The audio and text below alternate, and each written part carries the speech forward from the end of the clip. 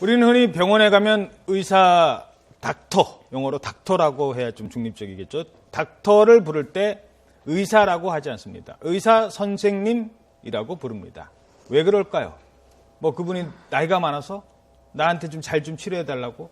그만큼 존경받는 위치에 있고 그만큼 존경받아야 될 행동을 한다고 믿고 있기 때문입니다. 그런데 여성의 치마 속이나 500여 차례나 몰래 촬영한 의전원생을 과연 나중에 의사 선생님으로 부를 수 있겠습니까? 그런데 왜 다른 사람은 처벌을 받는데 이 의전원생, 지난번 경우도 그랬고요. 이번도 그렇고, 아이고, 이거 처벌받으면 네 인생이 참 너무 한꺼번에 망가지는 것 같아서 한마디로 그거 아닙니까? 왜 그 사람들한테는 그런 특혜를 줘야 되는 거죠? 좀 이런 논란이 이런 이니까 또 한쪽에서는 이게 원래 뭐 어느 정도 그냥 적절한 처분인데 의전원이기 때문에 이게 괜히 불거지는 거 아니냐라는 한쪽의 의견도 있을 수 있습니다. 예. 왜냐하면 얼마 전에 그 의전원이 그 여자친구를 200여 회 때렸는데 그렇죠. 벌금 1,200만 원 나와서 이거 너무 봐주기 아니냐. 왜냐하면 판결문 자체에서도 이제 뭐 징계를 받을 위험이 있다. 뭐 의전원으로서 그렇죠. 이런 얘기가 있었잖아요. 나왔기 때문에 이것도 괜히 그런 거 아니냐라고 하지만 사실 내용을 들여다보면 정말 기소유예 처분이 같은 법조인 입장으로서도 약간 갸우뚱한 얘기가 있습니다. 왜냐하면 앞에서도 쭉 얘기를 나왔지만 피해자가 우선 183명입니다. 횟수도 500회가 넘습니다. 그러니까요. 이거는 단순히 기소유예 처분을 내린 이유가 우발적이라는 건데 우발적이라고 보기에는 피해자와 이 범행 횟수가 굉장히 많고 길고요. 가장 중요한 거는 여기 이 피해자 중에 여자친구뿐만 아니라 친여동생도 있습니다. 이걸 우리가 과연 우발적으로 할 수 있을지.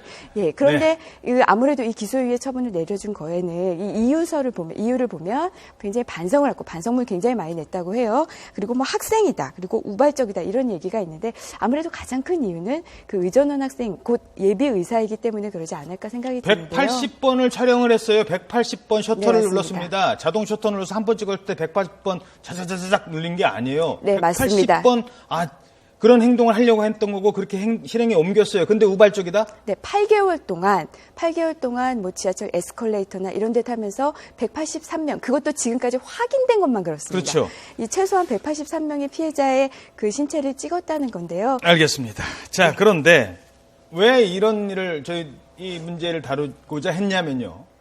이런 일을 저질러 놓고도 처벌을 덜 받고 의사생활을 계속하는 실제 의사가 있었습니다. 그 사람은 나중에 어떻게 무슨 짓을 저질렀을까요? 자, 연변나 앵커. 네.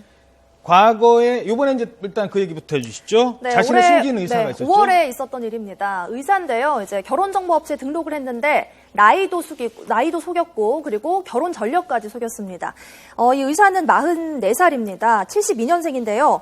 결혼정보업체에 등록할 때는 83년생이다라고 등록을 했고요. 또 이혼을 한 전력도 있는데도 처음 결혼을 하는 것처럼 초혼인 것처럼 등록을 했다고 합니다. 하지만 4명의 여성 회원들을 만났고 또 거짓 행각을 이 여성들이 눈치를 채면서 적발이 된 건데요. 이제 여성들에게 이 업체에서는 580만 원을 돌려줬고요. 그리고 이 의사를 고소한 겁니다. 그런데 문제는 이 의사가 과거에 성범죄 전력이 있었다는 겁니다.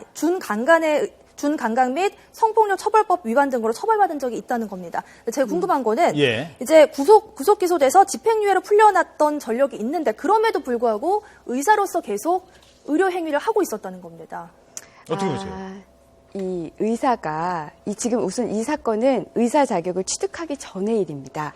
의사 자격에 관한 의료법 규정을 보면요. 결격 사유에서 이 의료법과 관련된 그런 죄를 범해서 금고 이상의 형을 받아서 집행이 종료된 사람, 뭐 이런 사람들은 의사될 자격이 없지만 그 외의 범죄, 오히려 성범죄를 저지른 사람도 의사가 되는 데는 아무 문제가 없습니다. 그렇다 보니 이번에는 의료법을 좀 개정하자라는 움직임이 없는 건 아닙니다. 왜냐하면 의료인한테는 굉장히 높은 책임감이 요구되기 때문인데요. 윤리관이 요구되기 때문인데 여기에 대해서도 문제가 그렇게 쉬운 건 아닙니다. 성범죄를 저지르면 무조건 의사 자격을 박탈하자 이렇게 얘기하기에는 또 의사들의 어떤 직업 선택의 자유를 너무 과도하게 침해하는 거 아니냐라는 그런 반론도 있거든요. 하지만은 이 성범죄를 저지른 의사들의 어떤 취업을 좀 제한할 그런 필요성이 있기 때문에 논의는 계속 더 돼야 될 것 같습니다. 알겠습니다. 자, 시원 강의사 오늘 말씀은 여기까지 듣도록 하겠습니다. 두 분 고맙습니다.